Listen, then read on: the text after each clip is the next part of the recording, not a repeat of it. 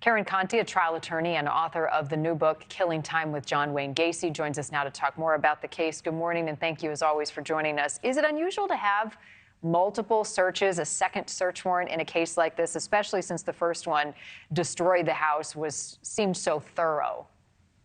Yeah, it is unusual. And my guess is that there's new evidence somewhere. And we know that there were other investigations done in different areas of property.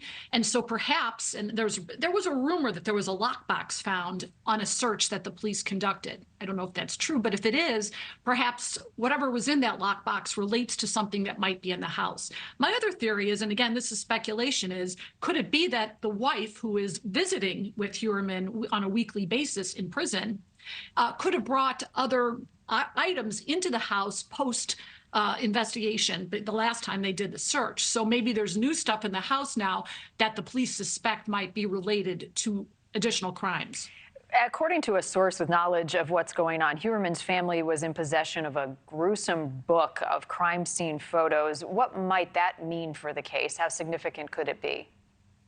Well, this is a circumstantial case. That's not to say that there's not a lot of evidence here, but I think the prosecutors really want to tie everything together. Remember, we had that evidence of DNA on a piece of pizza that tied to something at a crime scene, and then the wife's hair was found at the crime scene. So we have all of these things, and he was doing searches on his phone, and we have burner phones that are being tied to where he was during these crimes. So every piece of evidence here is going to be crucial because we don't have a confession and we don't have any eyewitnesses. And as we recall, a lot of time has transpired since these women went missing and were found.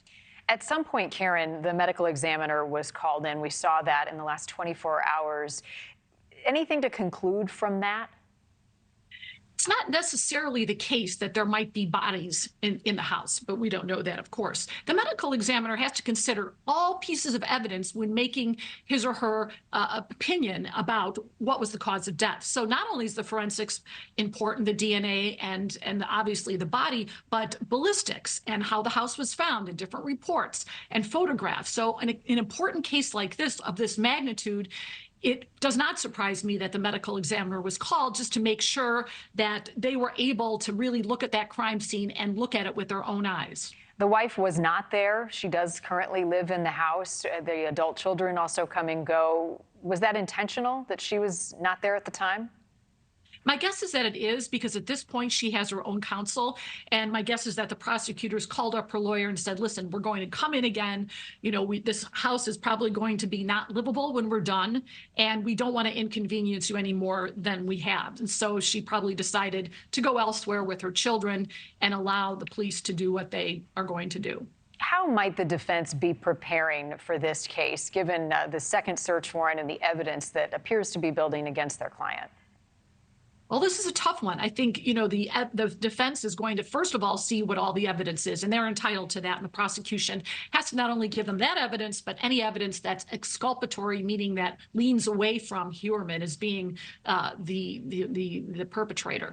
I think the defense is going to have to hire a bunch of experts here, a bunch of experts in DNA about all these issues, because they're going to have to methodically counter the idea that the prosecution is going to prove this beyond a reasonable doubt. Karen, you represented serial killer John Wayne Gacy and have consistently said that the Heuermann and the Gacy case have many similarities. What's your observation, and what are the links that you have been able to draw? Yeah, it's really kind of eerie to me. I mean, Gacy was in construction work. Heuermann was an architect. They both were married with children. They both lived really respectable lives and made good money. And other than this compartmentalized crime sprees that apparently Mr. Heuermann is capable of, they conducted themselves normally throughout the rest of their day. They were also very predatory in nature. You know, they planned these things. They lured certain people. All of the women and all of the men in both of these defendants, they all had a certain type. And so if you look at it, I mean, these are people who are not spree killers. They're not people who do it on the spur of the moment. Rather, they are very measured and methodical in what they did. Thank you for watching. Go to newsnationnow.com to find NewsNation on your television provider. And don't forget to click the red subscribe button below to get more of NewsNation's fact-driven, unbiased coverage.